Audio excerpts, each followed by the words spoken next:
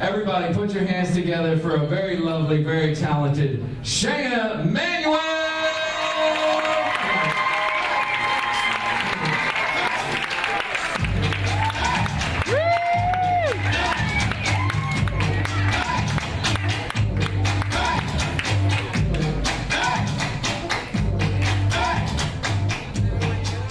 How's everyone doing? Thank you so much for being here. Thank you so much for coming out. Listen, I have to get right into it. We got to talk about something very controversial. I know this will probably split the audience, but it's something that needs to be discussed. I'm just going to have to put this out there. Wal-Mart needs to be abolished. Listen, I get it. I know we've all gone. I know it's a guilty pleasure, but trust me, this is something that I think eventually will lead to the downfall of society and this nation as a whole. Let me explain what's going on. I know that the few things people love about Walmart is that it's easy access, the prices are low, and it's convenient. But it's precisely for those reasons that we really need to look and realize we've been brainwashed. First of all, access. I get it. They're open 24 hours a day. That's awesome. But really, I'm kind of suspicious of anything that's available 24 hours a day. Like, think about it. If you had a friend and you could call her at like 4 o'clock in the morning and she was giddy and she was like, hey, how you doing? You coming over? What would you be like, what is that about? You know, and essentially what I've realized is that Walmart is like Mexico. It's real easy to get there. You can go anytime you want, but you probably need to get a tetanus shot before you go. And, you know, the other thing that's cool about Walmart is that the prices are low. They have this whole thing, rollback prices. Here's the problem. They haven't really rolled back their prices. What they've done is lower them to take into account how much you've had to lower your own self-esteem just to walk in the door. I mean, really, the people that are in Walmart are so depressed, they can't even be bothered to take off their pajamas and bedroom slippers. Like, think of what you have to say to yourself to roll out of bed, decide you need to go shopping, take a look at yourself in the mirror and say, yeah, this is good. I'm going to present myself this way to the world.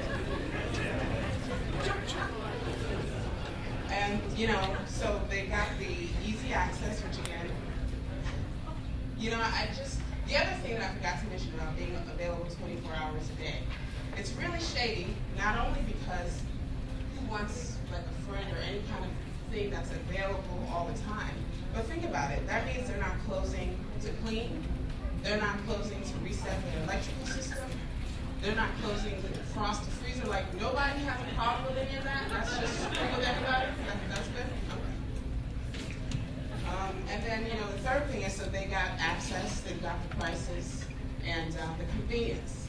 And I gotta say, I think we can all agree, it's cool to be able to go to one place and get an eye exam and a flu shot, and your groceries, and a potted plant, and a movie from the Red Box, and a Subway sandwich. Like, that's cool. I get it. I think a couple of new Walmarts, you can also get an oil change and like a pap smear while you wait. So I get it.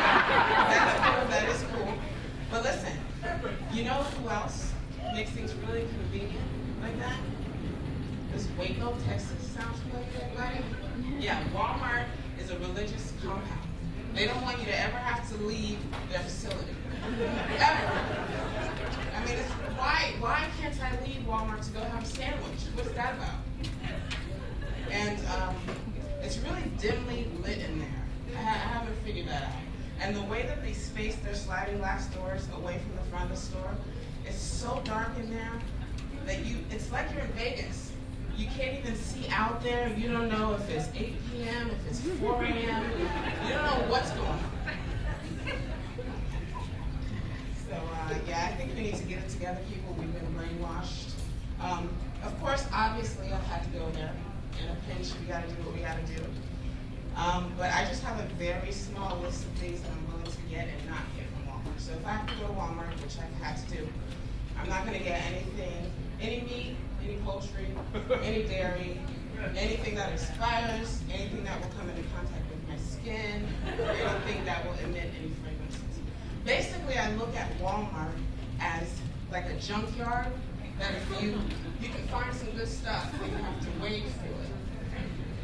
And it's actually fun. When I do have to go to Walmart, I make a game of it. So like I said, it's like a junkyard. I kind of pretend like I'm Fat Albert.